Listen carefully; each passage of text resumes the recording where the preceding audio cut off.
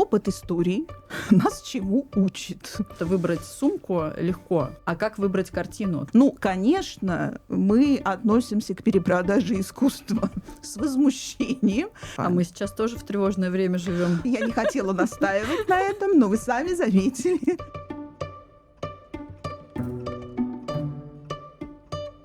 Здравствуйте, меня зовут Лена Глуховская, я основатель и директор G-Point Gallery в Барселоне. И сегодня мы поговорим с прекрасной женщиной, искусствоведом, моей личной музой Галиной Валентиновной Павловой о том, кто такие вообще коллекционеры, чем они занимаются, чем они отличаются от просто любителей искусства. И если вы вдруг подумываете о том, чтобы создать свою собственную коллекцию, но боитесь начать, Галина Валентиновна подскажет вам, как это сделать правильно и безболезненно. Добрый день.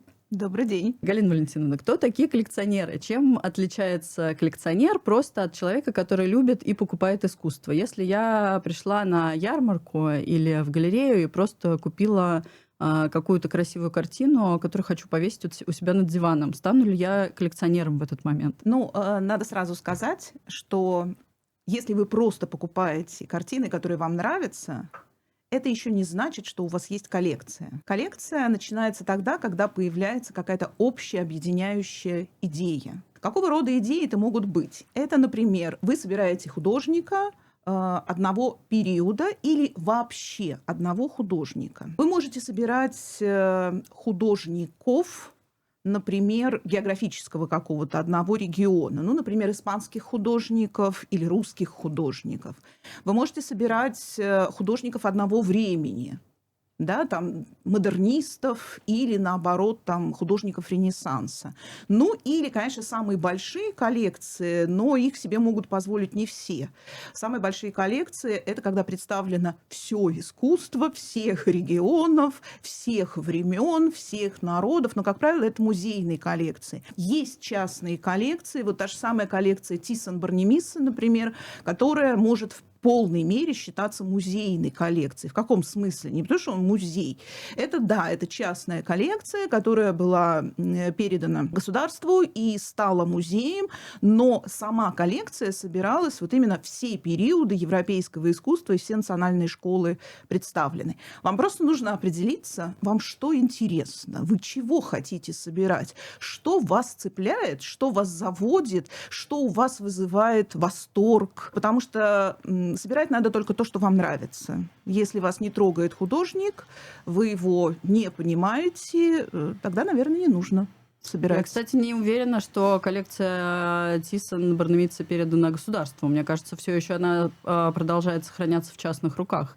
Но это я поняла главную мысль, что и вам стоит поставить первый пункт себе, что коллекция — это какая-то более организованный процесс собирания искусства, нежели просто покупка того, что тебе нравится. Конечно. Потому что в Тиссон я знаю, что у них есть, например, сейчас отдельный отдел тоже, который занимается только то, что называется contemporary art, собирает ныне живущих художников, ездит по ярмаркам, и вот у них только этим они занимаются. Отдельно под это, по-моему, будут строить даже здания.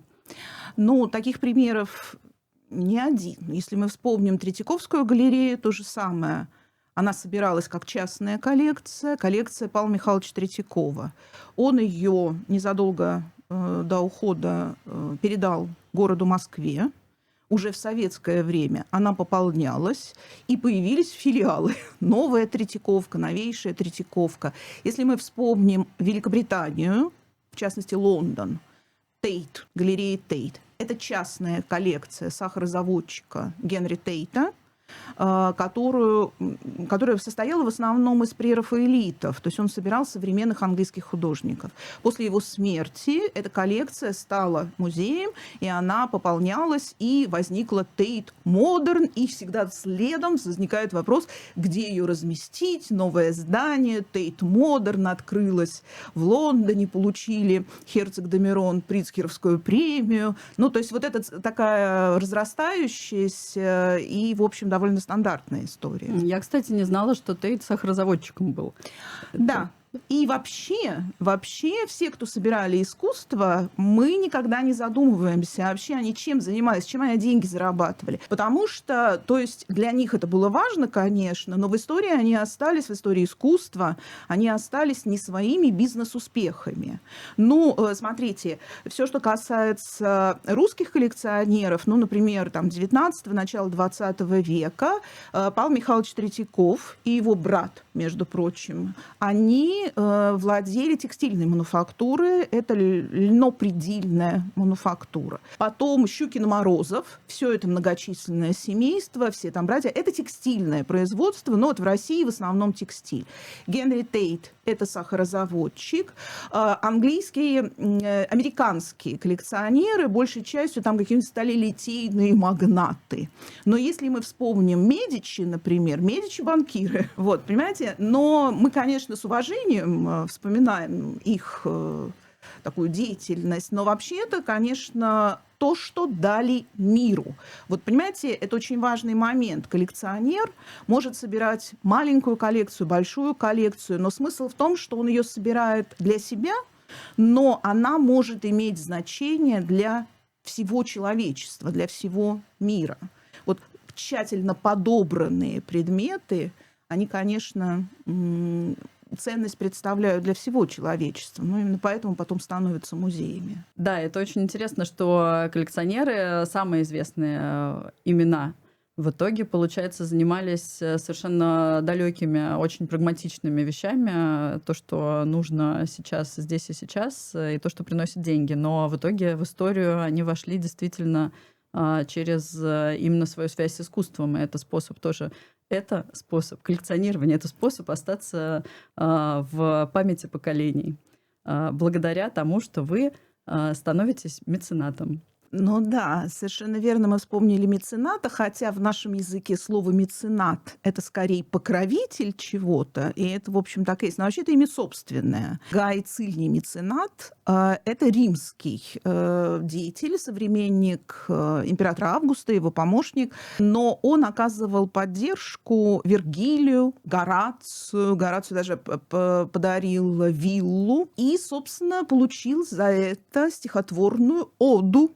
Остался в веках. Но, вы знаете, можно много примеров привести того, как имя покровителей искусства, даже если они носили имя не меценат, а, например, Медичи, имя Медичи тоже стало как бы своего рода нарицательным именем.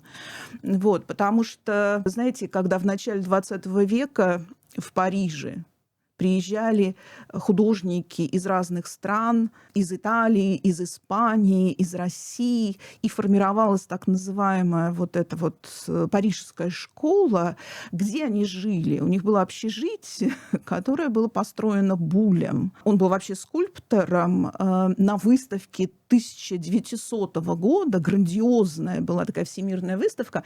Он там после окончания выставки по дешевке купил павильоны, какие-то там статуи, балясины. Ну вот все, что распродавалось после выставки, он это скупил. И на окраине Парижа, на дешевой земле, ну, так сказать, соорудил такое общежитие без коммуникации, просто вот на земле стоящее. Это знаменитый улей. Но вообще-то этот улей, он предполагал, ну, не своим именем назвать имени Буля.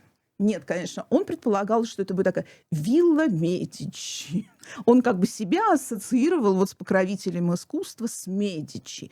Поэтому, в общем, это все имена, которые, конечно, становятся афоризмами, становятся там предметом сравнений и так далее. Ну, он обеспечил временем он обеспечил действительно большое количество художников возможностью жить и работать в Париже. И действительно... Это действительно очень большое дело. Но если мы немножко отойдем все-таки от меценатов, которые работают просто из какого-то своего желания помочь художникам и поддержать художников. Если мы говорим о коллекции, то как начать собирать коллекцию? Какие бывают коллекции? То есть что, от чего можно оттолкнуться? Как найти эту идею какую-то для своего собрания картин? Ну, Опыт истории нас чему учит? Вообще, по-настоящему серьезные коллекции, они с первого раза, вот как бы сразу, целиком, они не создаются. Мы можем привести много примеров, когда вкус коллекционера, он формируется в процессе собирания коллекции. Ну, например, когда Георгий Костаки решил собирать искусство, он вообще-то работал в посольстве водителем и возил иностранных дипломатов по Москве. А они объезжали антикварные салоны и скупали антиквариат. В Москве 30-х годов, 30-х, потом 50-х годов все еще было очень много картин, предметов антиквариата очень высокого уровня, которые были по разным там причинам экспроприированы, вывезены или отобраны у дворян из их усадеб. И он видел, что дипломаты скупают картины, какие-то там предметы декоративно-прикладного искусства, и он тоже стал это покупать. У него довольно приличная коллекция старого искусства сложилась. Там голландская какая-то живопись, ну, в общем, такие картины коричневого цвета. И вдруг он однажды при посещении одного из домов, он увидел картину Розановой «Зеленая полоса». И он продал всю свою прежнюю коллекцию и стал собирать только русский авангард. И этим вошел в историю. Или другой пример. Соломон Гугенхайм в Америке, крупнейший, так сказать, промышленник. Он то же самое, как все довольно традиционно. Он собирал антиквариат. А потом он познакомился с Хиллой фон Рибай, художницей немецкого происхождения, и она его уговорила, что модернизм и вообще абстрактная живопись – это толковая вещь. И он стал собирать именно Кандинского. Самое крупное собрание Кандинского, 150 работ, находится в музее Соломона Гугенхайма в Нью-Йорке. Я не думаю, что он все понимал в Кандинском, но он как бы согласился со знатоком, и он, ну, как бы для себя решил, да, он попробует это делать. Вот тут мы еще один вопрос затрагиваем, очень важный.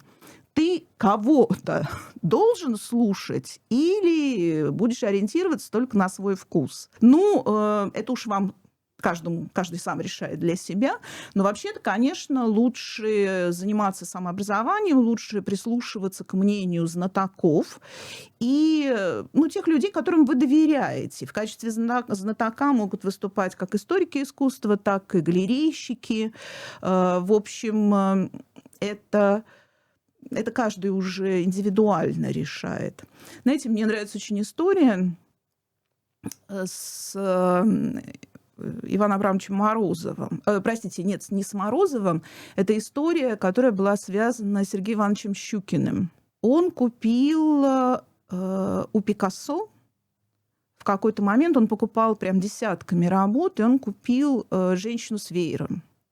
А это уже такая кубистическая работа. И он ее вообще не понимал. И он повесил ее где-то там в проходной комнате, и, проходя мимо, каждый раз на нее смотрел и как-то, видимо, вздрагивал, нервничал. Он ее закрывал, там завешивал, потом снова проходил, смотрел. Но его реакция очень показательна. Наверное, прав он, а не я. Потому что если ты что-то не понимаешь, ты просто еще не дорос. И вот понимание это очень важно. Это очень важно. Мне кажется, тоже опять-таки удивительно, что в принципе люди были настолько открыты к таким радикальным поворотам в искусстве и принимали авангардных художников. Для этого, мне кажется, нужно не только довериться какому-то специалисту, но нужно все-таки иметь открытый какой-то взгляд на искусство, определенный эстетический вкус, идти на риски, но кроме того, наверное, нужно какую-то все-таки подготовку иметь и знать что-то, иметь какой-то бэкграунд, условно говоря, искусствоведческий. Все равно понятно, что для этого есть специалисты, но, наверное, при составлении коллекции имеет смысл искусство как-то изучать? Или это не обязательно? Или можно довериться людям? Ты можешь довериться людям, но тогда не очень интересно. Интересно, когда ты сам совершаешь для себя открытие. Ты можешь довериться людям, специалистам, в том смысле, чтобы они тебя направили. Потому что ведь, когда ты собираешь коллекцию, ты растешь. У тебя открываются какие-то миры. В чем увлечение? Это, собственно, в чем прелесть коллекционирования? В том, что для тебя открываются какие-то новые горизонты. Ну и потом, для того, чтобы все-таки собрать коллекцию, нужно быть в теме. И это вопрос даже не о том, что надо тусоваться. Мне не очень нравится это слово, а то, что нужно, конечно, общаться с людьми мира искусства, нужно каким-то образом насматриваться искусство. И вот здесь я бы прям, знаете, дала бы рекомендации, как двигаться в освоении искусства, потому что первое, что вы должны осознать, что вы должны много видеть. Вот много насмотреться. И я объясню, почему это важно. Потому что если вы только в начале пути, у вас не очень требовательный вкус. Понимаете, вот вы можете любить авангард только после того, как вы насмотрелись цветочков традиционного искусства, ну или вообще там традиционной живописи.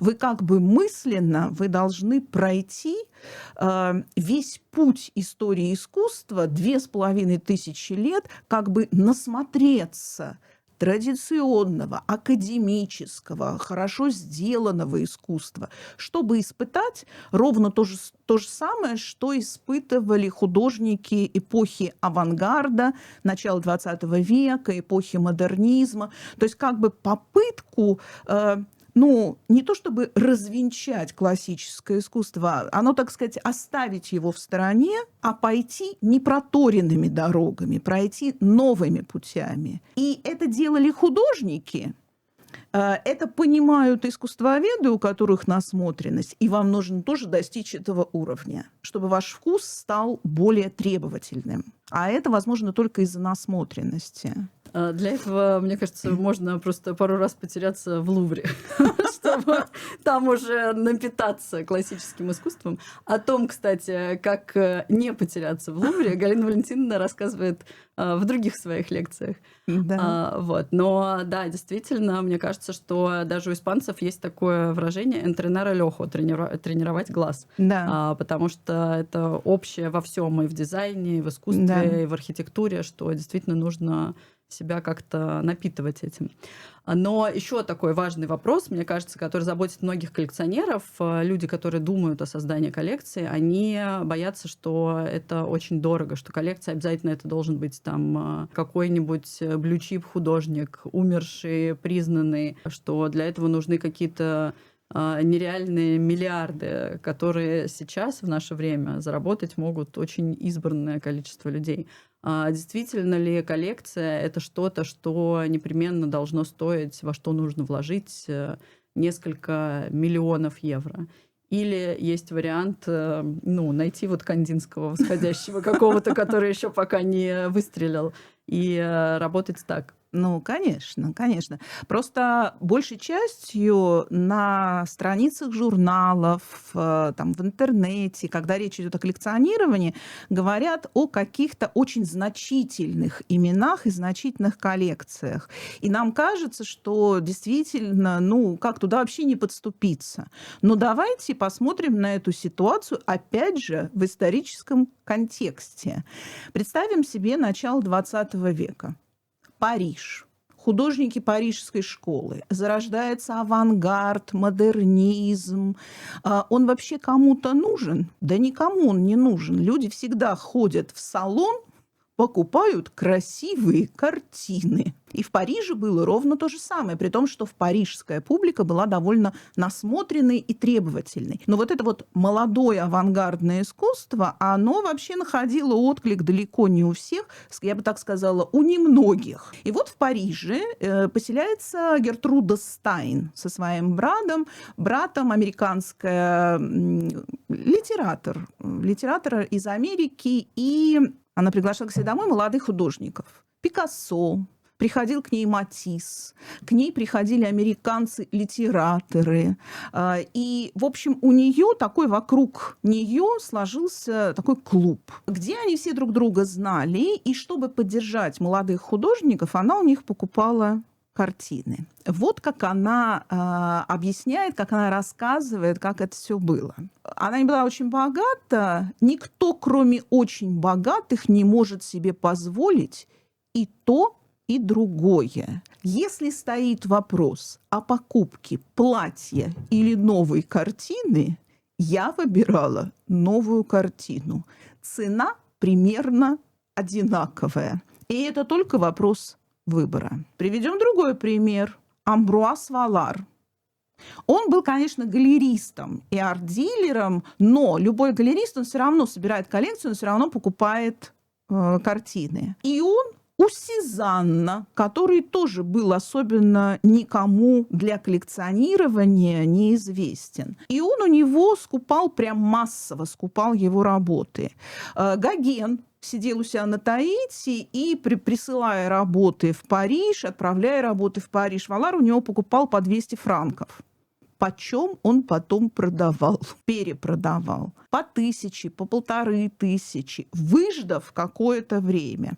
Ну, конечно, мы относимся к перепродаже искусства с возмущением, но я сейчас хочу сказать просто очень простую вещь. Если ты в теме, если ты понимаешь, что происходит вокруг тебя, если ты можешь оценить благодаря насмотренности дарования, то ты можешь купить очень хорошие работы за весьма скромную цену.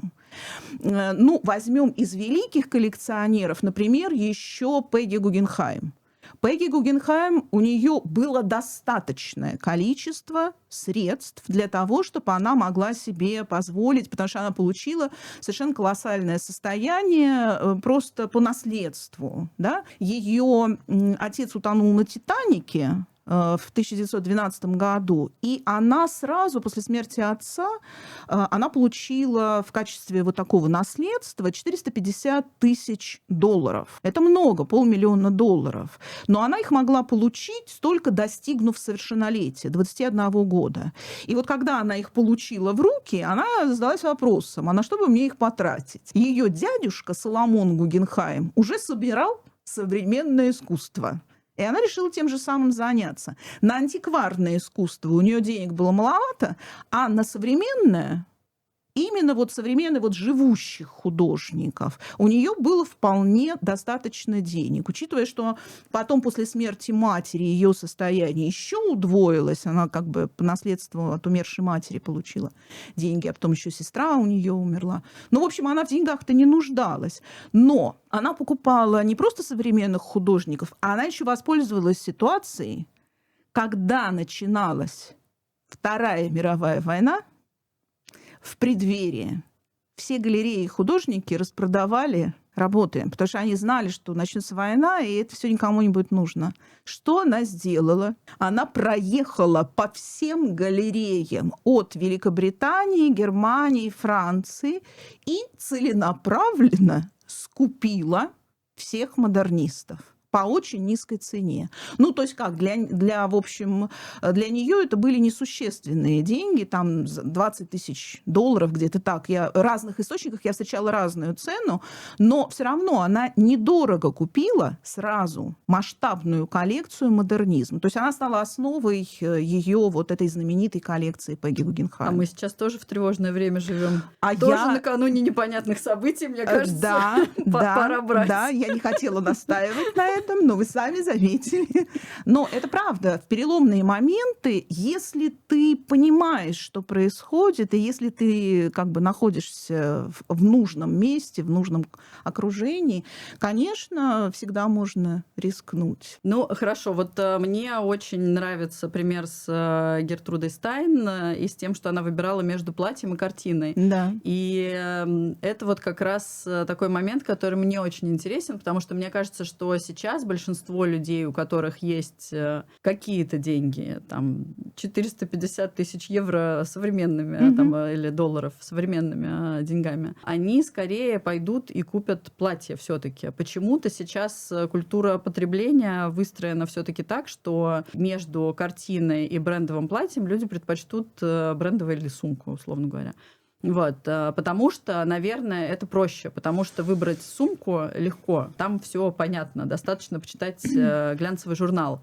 А как выбрать картину? То есть это же все равно сложный процесс. Это гораздо более трудозатратный, энергозатратный. То есть нужно вот опять-таки почитать, сходить, насмотреться когда-то. Как, допустим, вот кто-то хочет сейчас, вот пока мы в тревожном времени, купить картину или скульптуру, как выбрать ее правильно, какими критериями руководствоваться? Ну, мне, во-первых, хочется немножко порассуждать на тему, почему люди выбирают платье, а не картину. Ты покупаешь, вот ты совершенно верно сказала, с платьем все понятно. Это значит, что ты в этой сфере разбираешься, ты осведомлен, и ты знаешь, вот эта сумка престижная, ее сразу заметят твои друзья, окружение и так далее. То есть ты в этой теме ориентируешься, и ты выбираешь эту тему. А если ты в искусстве не ориентируешься, если ты еще недостаточно подготовлен, ну, тебе и трудно выбрать. Но это, в общем, похожие вещи. Просто нужно разбираться в какой-то области. Но наверняка те, кто покупают сумку и платье, я не против сумок и платьев, я сама женщина, я это все люблю. Но если вы задумаетесь, ваш собственный жизненный опыт, он совершенно точно вас убеждает. Ну, купил ты одну сумку, ну и еще одно платье. А дальше ты возвращаешься к тому же самому. Ты покупаешь еще одну сумку, еще одно платье. А потом еще, и это как бы до бесконечности вот это наращивается. Если мы перенесем эту схему на коллекционирование, если ты вместо бесконечных сумок и платьев будешь покупать, осознанно покупать картину, во-первых, это способствует твоему внутреннему развитию. Ты будешь просто чувствовать себя более значительным. Во-вторых, все-таки остаются нетленные работы, это, физически остаются памятники искусства, а не просто там тряпочки хоть и высокого уровня. В-третьих, представьте себе, вы попадаете в какую-то среду, интересную среду, вам нужно поддержать беседу. О чем обычно можно говорить? О политике нельзя, это опасно. Правильно? Да. О погоде скучно. Сколько можно говорить о погоде? О чем? О здоровье, о деньгах, о семье? Это слишком интимные вещи, чтобы с незнакомыми людьми это обсуждать. А тема искусства, причем в широком смысле, это могут быть коллекционирование, это могут быть театральные какие-то, литературные новинки. Тема искусства – это всегда благодатная тема. Ты как сразу выглядишь? Ой, он разбирается, он как-то живет искусством, ходит, посещает, может что-то сказать об этом. То есть это совершенно другой уровень потребления, это совершенно другой уровень жизни. Это то, что касается, что выбрать. Платье или, как Гертруда Стайн, работы художников, современных художников, например. А вторая часть вопроса, как выбрать, собственно, картину. Как понять, сколько стоит картина. Как выбрать, мы с вами уже сказали, что в зависимости от того, что вы собираете, вы подбираете. Если вы собираете Кандинского, хорошо бы в коллекции, чтобы был ранний, зрелый Кандинский и поздний. Если вы собираете там художников одного периода, модернистов, например, то желательно, чтобы в коллекции были представлены по возможности все модернисты. И ты уже как бы понимаешь, ага, вот этот у меня есть, а вот этого нет. И я ищу в галерее всех. Собери всех. Да, но у тебя получится прям такой срез культуры, и ты можешь их рассмотреть, ты можешь их взять. Если коллекция это системная, то какие, собственно, есть системные варианты систем? То есть это может быть определенный художник, это может быть определенный период, какие еще есть опции? Какие еще есть опции? Отдельный период, школа, какая-то школа, потому что, знаете, когда один художник выступает, то это интересно, это всегда авторский стиль, но если возникает целое направление, это всегда более убедительно. И ты как бы, видя одну школу, школа русской живописи, школа там нидерландской живописи, школа испанской живописи, это всегда более значительная такая тема, которая отражается в вашей коллекции. Но может быть и региональная, вероятно, Да, какая-то, как, конечно. например, Прада. Это королевская Прада, коллекция, нет? Прада создавалась прежде всего на основе королевских коллекций, поэтому там в основном представлены испанские живописцы. Нигде так испанская живопись не представлена, как в Прадо. Ну вот, кстати, в Эрмитаже испанская живопись, она, ох, да простят меня эрмитажники, но она представлена все-таки не так полно, как в других музеях. У нас хорошо представлена в Эрмитаже, например, французская, итальянская живопись, безусловно. Ну а испанцы в Прадо вне конкуренции.